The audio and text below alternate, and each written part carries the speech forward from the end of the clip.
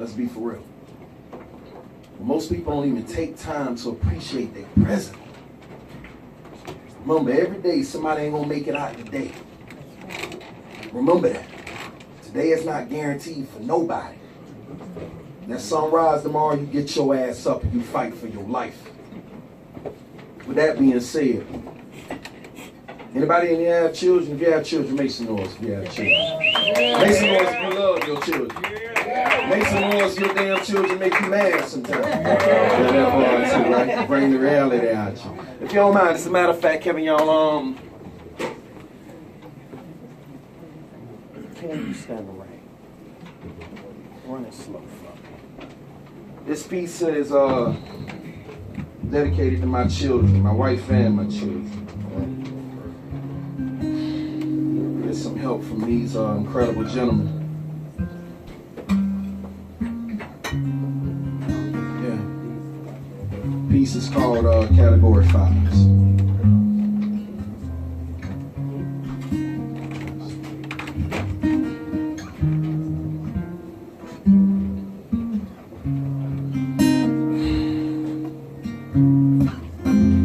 One of the most beautiful and equally terrifying things to me,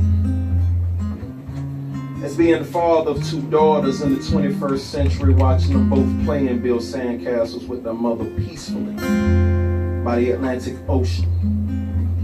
And as much as I love to see how much both of my daughters love to want to give everybody that pass us by an affectionate smile and a hug, it's always overshadowed by that dark cloud of reality of how I must readjust the naive nature and use of their trust.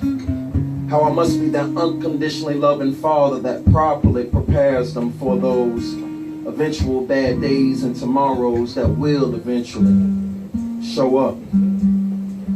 With the many life users and abusers that endlessly hunt and follow us all through the valleys of the good people. Just like the individual shadows that none of us can ever completely get rid of, is exactly why I must maximize their senses. Do everything I can so neither of them ever becomes another senseless victim that any killer, sexual predator, senseless sinner across the globe can ever claim on their bucket list as another successful accomplishment of making another sad story. Just like any of the ones described in any city, state, or country's most infamous or heinous cases taken on by the local First 48 or Special Victims Unit. So my goodness, I need them both to listen and not pretend to play clueless to most, if not all, of the good knowledge that I give them. Because I've already been warned and informed that whether it's one thing or 1 million, your children, they will eventually rebel against you on something.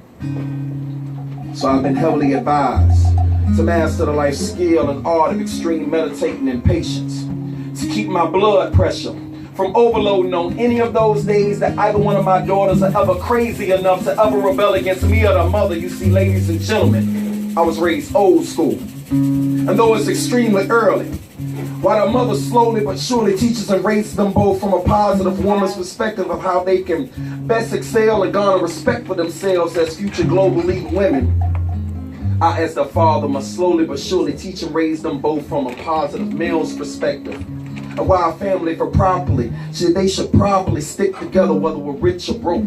How if it's possible for any man and it's possible for them both. You don't just settle for mediocre when others believe you won't.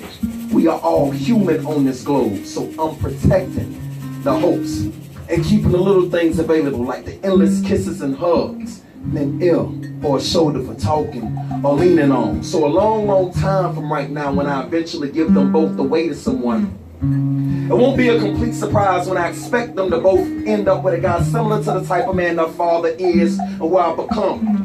One who is loyal, loving, and reliable. Because they'll know it'll be a complete waste of time to end up ambitiously in love with the type of dude I used to be when I was no good, confused, and fucking unreliable. I just wish I could stay in that perfect place, and my favorite space, just watching them both play and build sandcastles with their mother by the Atlantic Ocean forever. Instead of having to constantly worry if they both will forgive me wholeheartedly every time that my mood and mannerisms change on them at the same erratic pace that wind is blowing in every direction coming off of that ocean. Because on the contrary to popular belief, I'm not struggling with having any issues with having ADD or from being bipolar. Just a man doing the very best he can to prepare for all those unavoidable life storms that I can't outrun or hide my daughters from forever. But one thing's for sure, when those unavoidable storms eventually show up, they will find me waiting on them as the last line of defense. Admittedly scared to death, but undeniably ready.